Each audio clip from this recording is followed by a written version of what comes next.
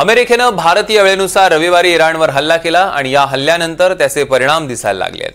होर्मुझची समुद्रधुनी बंद करण्यास इराणी संसदेनं मंजुरी दिली। त्यामुळे आता आखाती देशाच्या अर्थव्यवस्थेला यामुळे मोठा हादरा बसणार आहे आणि आखाती देशांना फटका बसला आणि त्याचा परिणाम भारतावर झाला नाही असं कधी आतापर्यंत झालं नाहीये। आधीच ट्रम्प यांच्या समसमान करांमुळे ग्रस्त असणाऱ्या जगाला आता एक नवा व्यापारी फटका बसणार आहे। इराणचा अण्वस्त्र कार्यक्रम संपवण्याच्या हेतूनं अमेरिकेनं केलेल्या हल्ल्याचे परिणाम आता अख्खं जग भोगणार आहे। अखेर इराणनं होर्मुझची समुद्रधुनी बंद करण्याचा निर्णय घेतलाच। कच्च्या तेलाच्या व्यापाराची नाडीच इराणनं आवळली। जगातील कच्च्या तेलापैकी जवळपास 45% तेलाची वाहतूक याच समुद्रधुनीतनं होते। आता ही वाहतूक ठप्प झाली, त्यामुळे कच्च्या तेलाचे भाव गगनाला भिडण्याची शक्यता आहे। होर्मुझची समुद्रधुनी जी आहे ती इराणच्या अगदी जवळनं जाते आणि ती समुद्रधुनी जर बंद झाली तर खूप मोठ्या प्रमाणावर परिणाम होईल, कारण ऑइल आयात करतो ते सगळं त्या समुद्रधुनीतनं ती जहाजं येतात। त्यामुळे ती समुद्रधुनी जर बंद झाली तर मात्र आपल्या इकॉनॉमीवर खूप मोठा परिणाम होईल।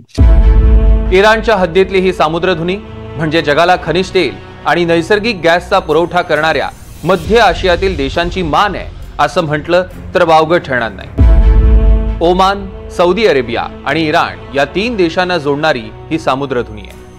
33 किलोमीटर लांब या समुद्रधुनीतनं सौदी अरेबिया आणि ओमानची हजारो जहाजं रोज वाहतूक करतात। जगाच्या एकूण कच्च्या तेलाच्या पुरवठ्यापैकी 23% कच्च्या तेलाची वाहतूक याच समुद्रधुनीतनं होते।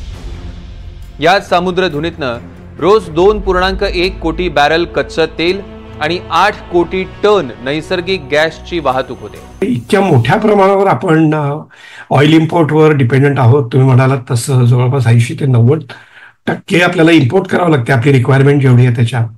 त्यामुळे असं ऐन वेळेला आपल्याला काही करता येत नाही की ऐन वेळेला आपण काहीतरी ऑइलला सबस्टिट्यूट सुरू करू शकू।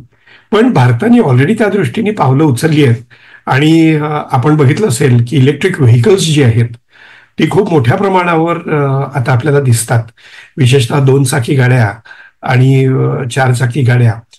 आणि आता इव्हन नागपूर सारख्या शहरामध्ये बसेस सुद्धा इलेक्ट्रिक बसेस आले आहेत। त्यामुळे डिपेंडन्स ऑन ऑइल हा जो विषय आहे तो आपण कमी करण्याचा प्रयत्न करतोय। तो एका रात्रीत कमी होऊ शकत नाही, पण over a period of time तो आपण कमी करू। Oman, Saudi Arabia, Qatar, Kuwait अशा सगळ्याच अमेरिकेच्या मित्र राष्ट्रांचा व्यापार इराणच्या होर्मुझ समुद्रधुनीतनं होतो। व्यापार बंद झाला आणि तिथे मंदी आली तर आखातात राहणाऱ्या जवळपास 1 कोटी भारतीयांच्या रोजगारावर गदा येऊ शकते आणि त्याचे अतिशय गंभीर परिणाम भोगावे लागतील।